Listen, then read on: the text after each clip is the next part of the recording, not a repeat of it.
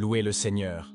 Bienvenue dans un nouvel épisode de Sujets bibliques, où nous explorons les enseignements de la Bible pour en tirer des enseignements pratiques et les appliquer à notre vie quotidienne. Aujourd'hui, nous allons explorer la nature de l'homme. Quelle est la perspective biblique de la nature de l'homme? Nous allons plonger dans la perspective biblique sur l'esprit, l'âme et le corps. Comprendre ces trois éléments est crucial, car ils façonnent notre vision du monde et nous donnent des indications sur notre relation avec le divin. Explorons ce sujet fascinant et découvrons comment l'esprit, l'âme et le corps s'entrelacent pour créer une existence harmonieuse. Pour commencer, je tiens à vous informer qu'il existe trois conceptions de la nature humaine. Ils sont 1. Le monisme, c'est-à-dire que l'homme n'est fait que d'une seule partie, qui est le corps. 2. Dichotomie, ce qui signifie que l'homme est composé de deux parties, le corps et l'âme lâche-esprit. Cela explique que l'âme et l'esprit sont la même chose. 3. Trichotomie. Cela explique que l'homme est composé de corps, d'âme et d'esprit. Et cette troisième option, qui est simplement une nature tripartite de l'homme, est ce que nous allons explorer aujourd'hui. Pour comprendre la vision biblique de l'esprit, de l'âme et du corps, il est nécessaire de distinguer et de comprendre chaque élément individuellement. Et il n'y a pas de meilleur point de départ que la création de l'homme. Au début, Dieu a créé l'homme, Genèse 2:7. L'Éternel Dieu forma l'homme de la poussière de la terre, il souffla dans ses narines un souffle de vie, et l'homme devint un être vivant. À partir de ce passage de la Bible, nous comprenons que l'homme a été créé à partir de la poussière du sol. Vous et moi savons que tout ce qui est fait de poussière ou de sable finira par ressembler à une statue, avec des yeux, des oreilles et toutes les autres parties. Mais ils sont tous immobiles, comme des statues, et c'est ainsi que nous appelons le corps de l'homme. Ensuite, le Seigneur a soufflé dans les narines de cette forme humaine. Le souffle ici fait référence à l'Esprit de Dieu. Mais lorsque ce souffle a pénétré la poussière, l'homme est devenu une âme vivante. On peut constater que ces trois éléments de l'homme sont mentionnés ici, dès le commencement. Le corps, l'esprit et l'âme. Notez bien que c'est seulement lorsque l'esprit entre dans le corps qu'une âme prend forme. C'est lorsque l'Esprit de Dieu entre dans la poussière de l'homme que l'âme de l'homme émerge. C'est pourquoi, lorsque l'homme meurt ou que l'esprit le quitte, le corps redevient inanimé. Le nom de l'homme perd tout son sens. Qu'il soit médecin, sans-abri ou président, cela n'a plus d'importance car son nom devient insignifiant lorsqu'il devient un corps sans vie. C'est le souffle de Dieu qui fait l'homme. Pendant ce temps, lorsque l'Esprit de Dieu, qui est comme une bouffée d'air divin, se mélange au sable, cette bouffée d'air devient alors l'esprit de l'homme. Un autre verset qui prouve que l'homme est tripartite se trouve dans 1 Thessaloniciens 5 verset 23, qui dit « Que le Dieu de paix vous sanctifie lui-même tout entier.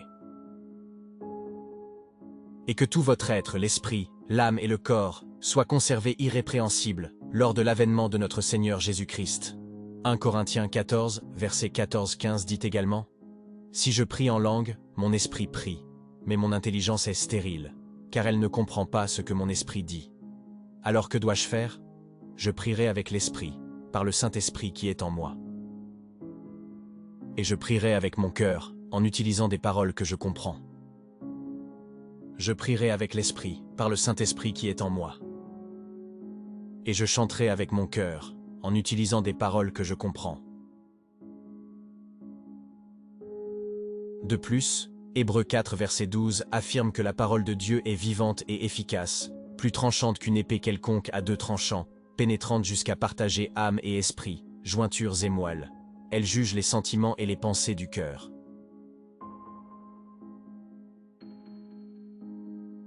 En lien avec la vision dichotomique de la nature de l'homme, les versets ci-dessus soulignent clairement qu'il existe une distinction entre l'âme et l'esprit. Maintenant, donnons-nous un meilleur aperçu des traits de ces parties d'un homme. Commençons par l'esprit. L'esprit est la partie la plus profonde de l'être humain, également connue sous le nom de ruach en hébreu et de pneuma en grec. L'esprit de l'homme est le souffle de vie. D'après Job 33 verset 4, l'Esprit de Dieu m'a créé, et le souffle du Tout-Puissant m'anime. Comme mentionné précédemment, l'homme possède un esprit distinct du Saint-Esprit, qui est l'Esprit de Dieu. Romains 8,16. L'Esprit lui-même rend témoignage à notre esprit que nous sommes enfants de Dieu. 1 Corinthiens 2,11. Lequel des hommes, en effet, connaît les choses de l'homme, si ce n'est l'Esprit de l'homme qui est en lui? De même, personne ne connaît les choses de Dieu, si ce n'est l'Esprit de Dieu. L'âme de l'homme est la partie de lui qui se connecte et communique avec Dieu. Comme nous le savons, Dieu est Trinité, composé de Dieu le Père, de Dieu le Fils et de Dieu le Saint-Esprit. Cela ne signifie pas qu'il y a trois dieux, mais que Dieu existe en trois personnes distinctes. De même que l'homme est un, mais qu'il existe en trois parties, l'esprit, l'âme et le corps. La communication entre Dieu et l'homme se fait au niveau de l'esprit. L'esprit est le lieu où nous prenons conscience de la spiritualité, de la conviction et de la communion avec Dieu. C'est là où réside notre capacité à adorer et obéir. Et la plus grande menace pour l'esprit est sa séparation de Dieu. C'est également la partie utilisée pour le discernement spirituel, comme mentionné dans 1 Corinthiens 2, 14. La révélation, Éphésiens 1, verset 17, et le véritable ministère, Actes 1, verset 8. L'âme, c'est la partie intérieure de l'être humain qu'on appelle aussi la psyché. C'est l'union entre l'esprit et le corps.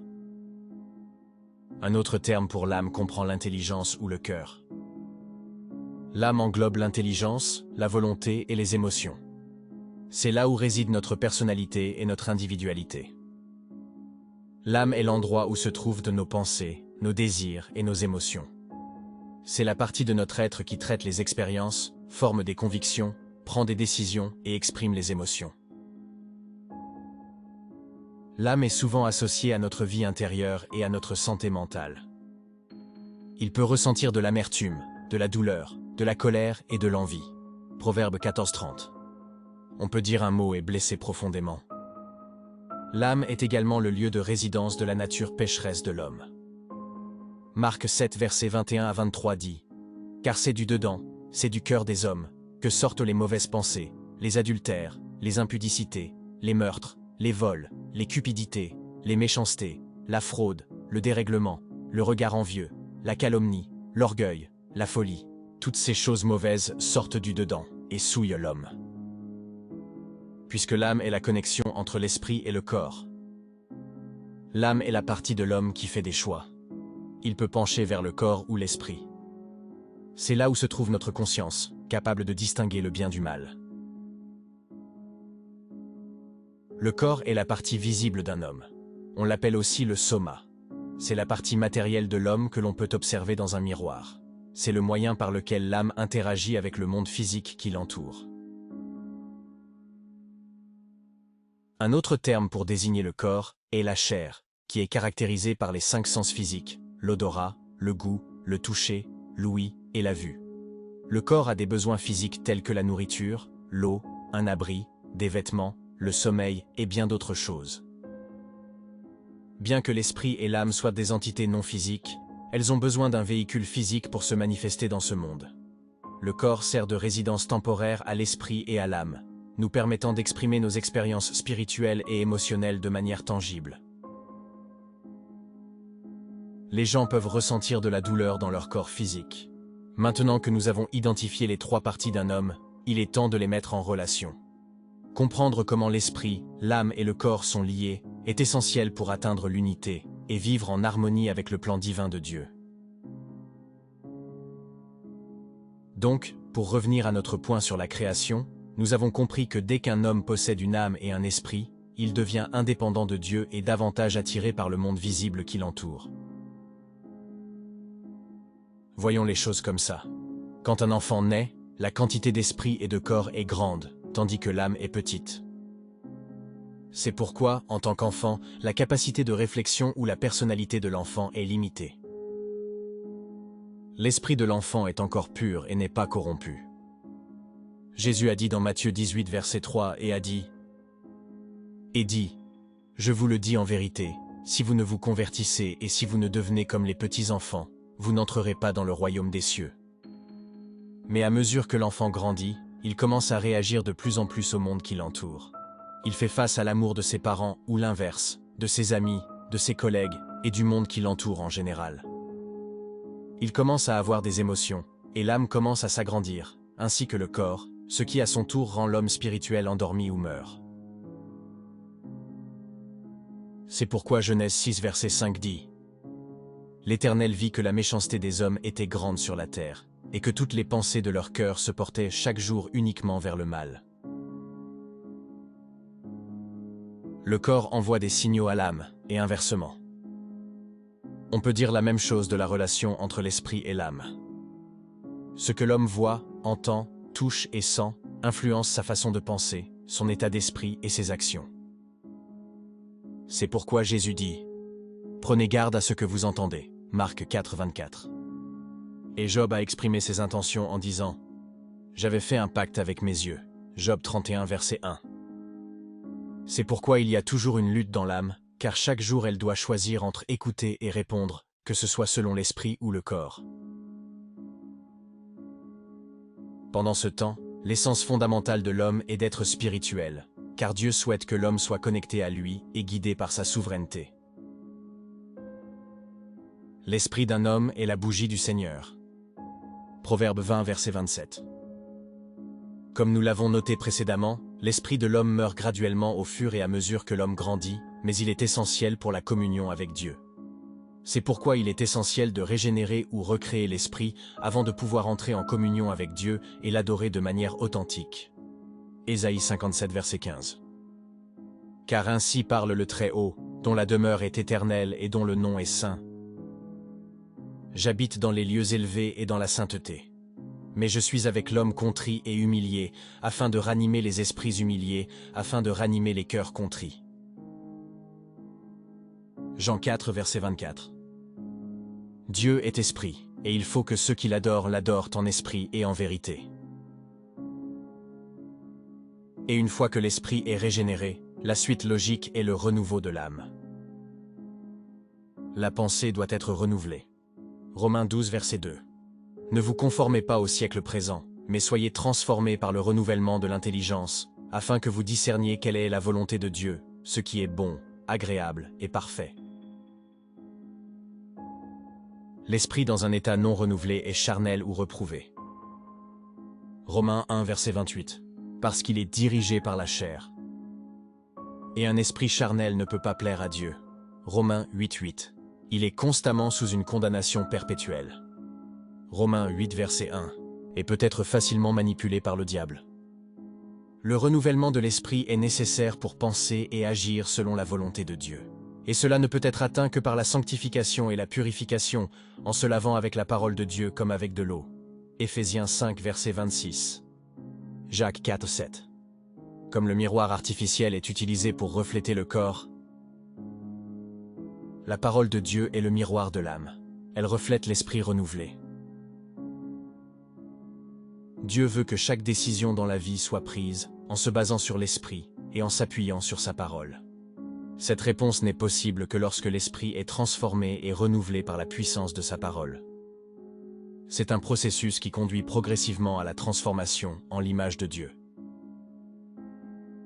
2 Corinthiens 3, verset 18. Nous tous qui, le visage découvert, contemplons comme dans un miroir la gloire du Seigneur, nous sommes transformés en la même image, de gloire en gloire, comme par le Seigneur, l'Esprit. Le corps renferme l'esprit et l'âme, il est donc important de le maintenir sous contrôle. Le corps doit être contrôlé en le présentant comme un sacrifice vivant à Dieu. Un sacrifice dépourvu de sa propre volonté est comme un animal sans vie offert en rendant. Il n'a pas de désir, il est entièrement abandonné. De même, un homme spirituel régénéré doit se présenter sur l'autel de la soumission, offrant un sacrifice vivant à Dieu, dépourvu de sa propre volonté ou désir, mais entièrement donné à Dieu. Le corps doit être continuellement gouverné par l'âme, qui est maintenant gouvernée par l'esprit. Lorsque le corps est maintenu en subjection, l'âme trouve plus facilement à s'éloigner du corps et à se tourner vers l'esprit, pour semer continuellement en lui. Galates 6, verset 8. Celui qui sème pour sa chair moissonnera de la chair la corruption, mais celui qui sème pour l'esprit moissonnera de l'esprit la vie éternelle. Pour maintenir le corps dans la soumission, il faut prendre des décisions en se basant sur l'esprit plutôt que sur le corps. C'est crucifier la chair. Galates 5, verset 24. Agir avec foi. 2 Corinthiens 5, verset 7. Apprenez à maîtriser les 5 sens. Proverbe 18, verset 21. Et laissez l'homme intérieur contrôler l'homme extérieur. Galates 5, verset 16 à 18.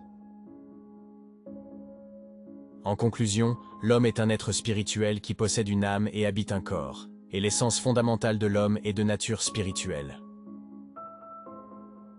C'est pourquoi, en tant qu'homme, vous devez être spirituel, vous connecter avec votre vrai moi, renouveler votre âme selon l'esprit et garder votre corps sous le contrôle de l'esprit. En agissant ainsi, vous serez en harmonie avec vous-même, chaque aspect de votre être contribuant à votre identité, votre but et votre relation avec Dieu et les autres. Je prie pour que nous puissions tous vivre pour accomplir notre destinée au nom de Jésus. Amen. Pendant ce temps, soyez attentifs à la deuxième partie de ce sujet biblique. Jésus est Seigneur. Merci d'avoir regardé. Est-ce que cette vidéo vous a touché? N'hésitez pas à partager vos réflexions, questions ou expériences personnelles dans la section des commentaires. De plus, si vous aimez nos vidéos, n'hésitez pas à aimer, partager et vous abonner. Jésus est Seigneur. Amen.